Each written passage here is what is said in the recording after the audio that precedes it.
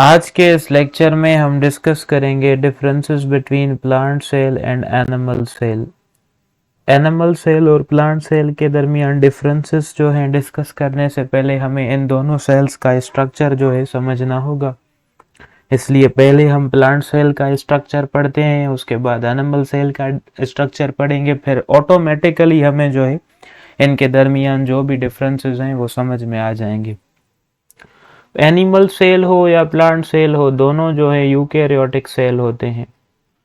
Eukaryotic cell का मतलब ये होता है कि इन दोनों सेल्स के अंदर जो है मेम्ब्रेन बाउंड न्यूक्लियस मौजूद होता है।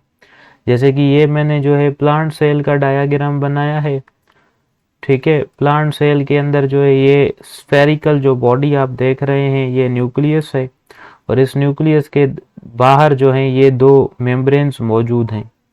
ऐसा सेल जिसके अंदर जो है मेम्ब्रेन बाउंड न्यूक्लियस मौजूद हो उसे हम यूकेरियोटिक सेल कहते हैं। प्लांट सेल जो होते हैं शेप के हवाले से या तो हेक्सागोनल होते हैं या तो पेंटागोनल होते हैं, ठीक है। मैंने एक हेक्सागोनल प्लांट सेल बनाया है। आउटर मोस्ट जो बाउंड्री है प्लांट सेल की उसे हम कहते हैं सेल वॉल। ये देखें, सबसे बाहर ये जो बाउंड्री मौजूद है प्लांट सेल के अंदर इसे हम कहते हैं सेल वॉल। ये बाउंड्री जो आप देख रहे हैं, ओके, ये फुल जो है सेल वॉल है ये।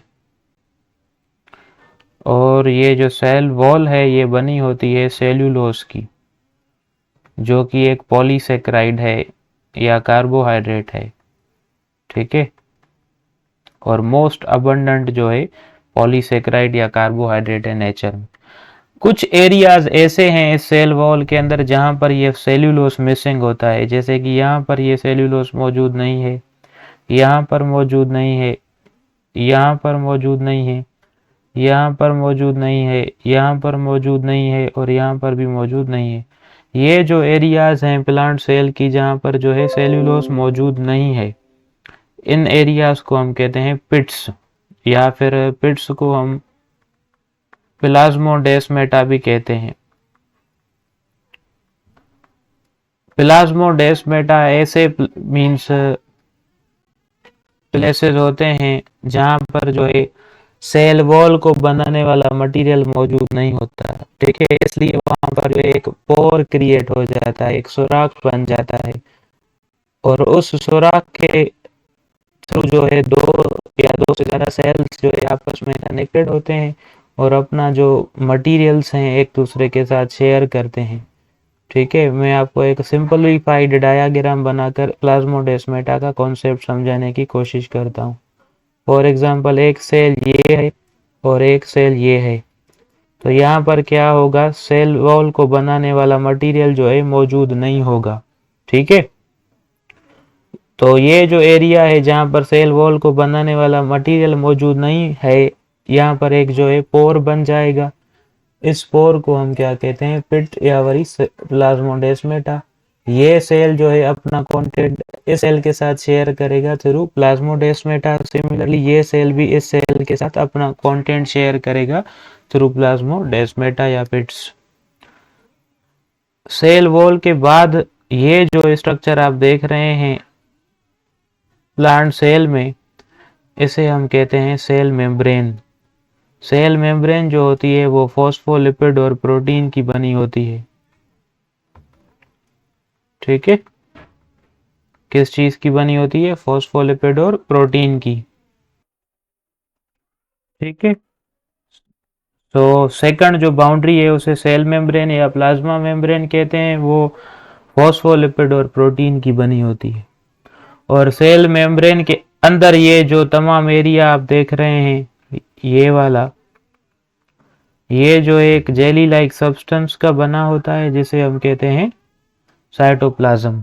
साइटोप्लाज्म के अंदर बहुत सारी चीजें मौजूद होती हैं, जो तमाम चीजें साइटोप्लाज्म में मौजूद होती हैं अब हम उन्हें डिस्कस करेंगे।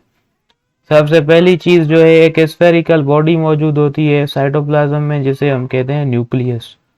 प्लांट सेल का जो न्यूक्लियस है वो साइड में मौजूद होता है या फिर पेरिफेरल पार्ट में मौजूद होता है, ठीक है। देखें यहाँ पर जो न्यूक्लियस है वो साइड में या फिर पेरिफेरल पार्ट में मौजूद है। इसे हम जो है एलाबोरेट करेंगे समझने के लिए। मैं इसकी एक और सिंप्लीफाइड डायग्राम बना देता हूँ ताकि आपका कॉन्सेप्ट क्लियर हो जाए। प्लांट सेल का जो न्यूक्लियस है वो डबल मेम्ब्रेन बाउंड न्यूक्लियस होता है, यानी कि उसके बाहर जो है दो मेम्ब्रेन्स मौजूद होती हैं और उन्हें हम कहते हैं न्यूक्लियर मेम्ब्रेन्स। ये क्या है? Nuclear membranes. और इन न्यूक्लियर मेम्ब्रेन्स के दरमियान जो है छोटे छोटे पोर्स मौजूद होते हैं, जैसे यहाँ पर मौजूद है, यहाँ पर मौजूद है। इन्हें हम कहते हैं न्यूक्लियोपोर्स।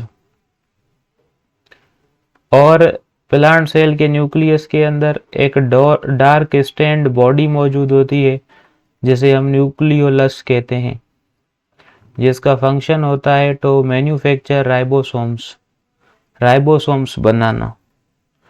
और एक जेली लाइक सब्सटेंस मौजूद होता है न्यूक्लियस के अंदर, जैसे हम कहते हैं न्यूक्लियोप्लाज्म।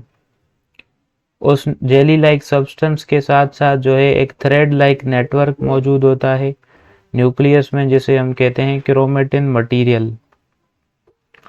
क्रोमेटिन मटेरियल जो है वो प्रोटीन और डीएनए का बना होता है। डीएनए के अंदर जीन्स होते हैं जो स्टोर करते हैं एक ऑर्गेनिज्म के कैरेक्टर्स की इंफॉर्मेशन को। तो ये चार चीज़ें जो हैं न्यूक्लियस में इम्पोर्टेंट होती हैं। जब हम न्यूक्लियस पढ़ेंगे तो इन्हें डिटेल में डिस्कस करेंगे। न्यूक्लियर मेम्ब्रेन, न्यूक्लियोपोर्स, न्यूक्लियोलस और न्यूक्लियोप्लाज्म और क्रोमेटिन मटेरियल। अब हम अपने सेल की तरफ जो है लौट कर आते हैं।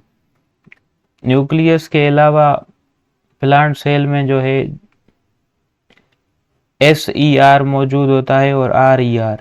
S stands for smooth endoplasmic reticulum और SER stands for smooth endoplasmic reticulum और RER stands for rough endoplasmic reticulum.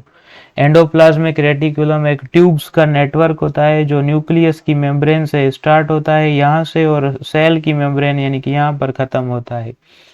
और दो टाइप्स के एंडोप्लाज्मिक रेटिकुलम्स होते हैं। एक तो SER होता है यानी कि स्मूथ एंडोप्लाज्मिक रेटिकुलम। ये वाला जो है वो SER है।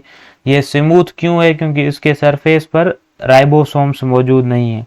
और उसके बाद वाला जो ये वाला एरिया है इसे हम कहते हैं रफ एंडोप्लाज्मिक रेटिकुलम, क्योंकि इसके सरफेस पर ये ब्लैक कलर के जो है राइबोसोम्स मौजूद हैं। उसके बाद जो है ये जो रेड बॉडी आप देख रहे हैं इसे हम माइटोकॉन्ड्रिया कहते हैं। Mitochondria is called power house of cell. Mitochondria जो है प्लांट सेल का जो है फूड ब्रेक करके एनर्जी बनाती है। ये ग्रीन कलर जो बॉडी है इसे हम क्लोरोप्लास्ट कहते हैं। ये जो है मैन्युफैक्चर करता है प्लांट सेल के लिए फूड को। और ये जो लार्ज साइज्ड ऑब्जेक्ट आप देख रहे हैं इसे हम वैक्यूल कहते हैं। प्लांट सेल के अंदर एक वैक्यूल मौजूद होता है मगर वो लार्ज होता है और वो परमानेंट वैक्यूल होता है, यानी कि लाइफ टाइम मौजूद होता है। और इसका काम होता है टू स्टोर सेप। ये सेप स्टोर करता है। सेप जो है मिक्सचर होती है वाटर और मिनरल्स की, उसे स्टोर करता है। ये जो छोटी छोटी डॉट्स आप देख रहे हैं इन्हें हम राइबोसोम्स कहते हैं। और राइबोसोम्स जो हैं प्रोटीन बनाते हैं प्लांट सेल के लिए। और ये जो ट्यूब लाइक स्ट्रक्चर आप देख रहे हैं इसे हम गोल्जी कॉम्प्लेक्स या गोल्जी बॉडी कहते हैं। मैंने इसे लेबल नहीं किया, यहाँ पर कर देता हूँ, गोल्जी कॉम्प्लेक्स और गोल्जी बॉडी। ठीक है, ये क्या करता है? प्रोटीन्स को मॉडिफाई करता है, पैक करता है और उन्हें सेंड करता है जहाँ पर उनकी रिक्वायरमेंट होती है। तो ये तमाम चीज़ें जो है एक प्लांट सेल में मौजूद होती हैं। अब हम जो है एक एनिमल सेल का जो है स्ट्रक्चर स्टडी करेंगे, उसके बाद हम इनके दरमियान जो डिफरेंसेस हैं वो डिस्कस करेंगे। अब आउटर मोस्ट जो बाउंड्री है किसी भी एनिमल सेल की, यानी कि एनिमल सेल के अंदर सबसे बाहर जो मौजूद होता है वो सेल मेम्ब्रेन मौजूद होती। सेल वॉल जो है एनिमल सेल्स में एब्सेंट होती है। तो अब हम जो है डिफरेंसेस लिखते जाएंगे, ठीक है, क्योंकि हमारे पास टाइम थोड़ा है और काम जो है बहुत ज़्यादा है, इसलिए अब जल्द से जल्द हम ये डिफरेंसेस हैं वो हाईलाइट करते जाएंगे। एनिमल सेल में जो है सेल वॉल एब्सेंट होती है, ठीक है, एनिमल सेल में सेल वॉल एब्सेंट होती है, मौजूद नहीं होती। देखें आउटर मोस्ट बाउंड्री क्या है, सबसे बाहर क्या मौजूद है एनिमल सेल में, सेल मेम्ब्रेन मौजूद है, जबकि प्लांट सेल में जो है सेल वॉल प्रेजेंट होती।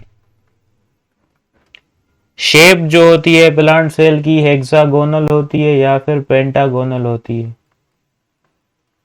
जबकि जो एनिमल सेल है उसकी शेप जो होती है वो इरेगुलर होती है, कोई भी शेप हो सकती है, किसी सेल की कैसी शेप होगी, किसी सेल की कैसी शेप होगी।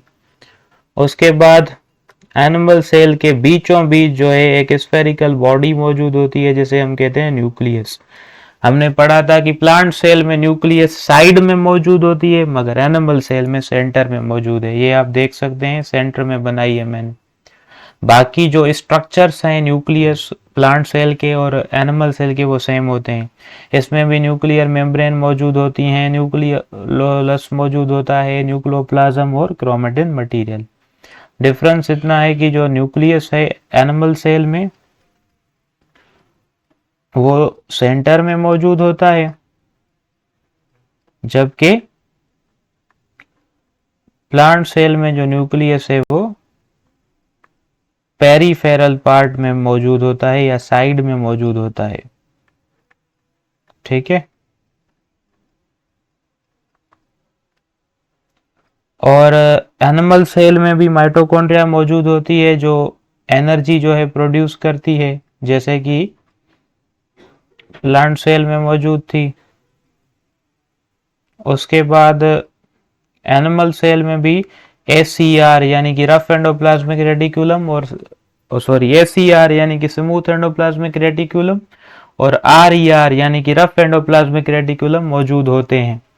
ये भी इनका भी कोई खास डिफरेंस नहीं है। और ये जो छोटी छोटे जो हैं ग्रेन्युलर स्ट्रक्चर्स जिन्हें हम राइबोसोम्स कहते हैं वो भी एनिमल सेल में भी मौजूद होते हैं, प्लांट सेल में भी मौजूद होते हैं। ये जो चीज आप देख रहे हैं जिसे हम कहते हैं सेंट्रोसोम, सेंट्रोसोम जो होता है वो एनिमल सेल में प्रेजेंट होता है, प्लांट सेल में एब्सेंट होता है। सेंट्रोसोम जो है दो चीजों का बना होता है, एक तो सेंट्रियूल्स का, ये जो इस टाइप की स्ट्रक्चर आप देख रहे हैं इस सेंट्रोसोम में, ये इन्हें हम कहते हैं सेंट्रियूल्स। और जो ये डॉट्स आप इन सेंट्रियूल्स के दरमियान देख रहे हैं इन्हें हम कहते हैं प्री सेंट्रियुलर फाइबर्स। सेंट्रियूल और प्री सेंट्रियुलर फाइबर्स मिलकर सेंट्रोसोम बनाते हैं और ये एनिमल सेल में मौजूद होता है, प्लांट सेल में एब्सेंट होता है। इसका काम होता है स्पिंडल फाइबर्स बनाना, और स्पिंडल फाइबर्स जो हैं वो हेल्प करते हैं सेल डिवीजन में। तो ये एक डिफरेंस है इनके दरमियान।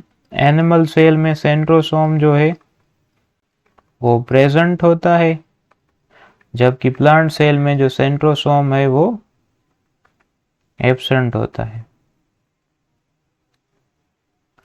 अच्छा, ये जो है वैक्यूल्स हैं, हमने एनिमल से प्लांट सेल में भी देखा था कि वैक्यूल मौजूद था, मगर जो प्लांट सेल है उसमें सिर्फ और सिर्फ एक ही वैक्यूल था, ये वाला अ लार्ज सेंट्रल वैक्यूल, और ये परमानेंट था। जबकि एनिमल सेल में बहुत ज़्यादा वैक्यूल्स होते हैं, छोटे छोटे होते हैं और टेम्पररी होते हैं, पुराने जो हैं डिस्ट्रॉय होते हैं और नए नए बनते हैं।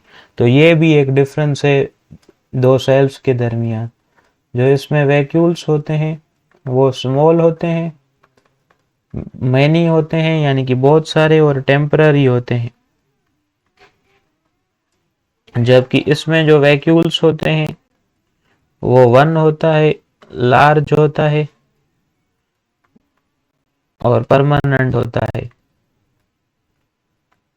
उसके बाद हमने जो है ये चीज जिसे हम लाइसोसोम्स कहते हैं, वो प्लांट सेल में नहीं देखी। लाइसोसोम्स जो हैं सिंगल मेम्ब्रेन बाउंड ऑर्गेनील होते हैं, इनके अंदर जो है डाइजेस्टिव एंजाइम्स मौजूद होते हैं। ये जो है सेल के अंदर जो फूड मॉलिक्यूल्स हैं उन्हें डाइजेस्ट करते हैं। तो एनिमल सेल में जो है लाइसोसोम्स मौजूद होते हैं, जबकि प्लांट सेल में जो है लाइसोसोम्स जो हैं वो एब्सेंट होते हैं। अब आपके माइंड में एक क्वेश्चन आ रहा होगा कि सर अगर लाइसोसोम्स प्लांट सेल में एब्सेंट हैं तो क्या प्लांट सेल का फूड डाइजेस्ट नहीं होता या प्लांट सेल में डाइजेशन नहीं होती? भाई होती है डाइजेशन। डाइजेशन नहीं होगी तो माइटोकॉन्ड्रिया एनर्जी कैसे प्रोड्यूस करेगा? तो प्लांट सेल में जो डाइजेशन का काम है वो वैक्यूल परफॉर्म करता है, क्योंकि लाइसोसोमल जो एंजाइम्स हैं वो प्लांट सेल के अंदर इस वैक्यूल में मौजूद होते हैं। ठीक है, तो ये एक डिफरेंस है प्लांट सेल्स और एनिमल सेल्स के दरमियान। और हमने पिट्स देखी, प्लांट सेल में पिट्स मौजूद थी या प्लाज्मोडेस्माटा, क्योंकि उसमें सेल वॉल जो है प्रेजेंट होती है, जबकि एनिमल सेल में पिट्स जो हैं वो एब्सेंट होती हैं। एक और चीज हमने जो है देखी प्लांट सेल के दरमियान, मगर वो एनिमल सेल में मौजूद नहीं थी, ये चीज जिसे हम क्लोरोप्लास्ट कहते हैं। क्लोरोप्लास्ट जो है प्लांट सेल में प्रेजेंट होता है, जबकि एनिमल सेल में एब्सेंट होता है। यही रीजन है कि जो एनिमल सेल है अपना फूड खुद प्रिपेयर नहीं करता, इसलिए वो हेटेरोट्रॉफ होता है, यानी कि फूड के लिए डिपेंड करता है दूसरे जो हैं ऑर्गेनिजम्स के ऊपर, जबकि प्लांट सेल जो है ऑटोट्रॉफ होता है, अपना फूड खुद प्रिपेयर करता है, क्योंकि उसके पास फूड प्रिपेयर करने वाली मशीन यानी कि क्लोरोप्लास्ट मौजूद होती है। आई होप आपको ये डिफरेंसेस जो हैं अच्छे से समझ में आ गए होंगे। अगर इससे रिलेटेड कोई भी क्वेश्चन है आपके माइंड में तो आप कमेंट सेक्शन में पूछ सकते हैं। Thanks for watching.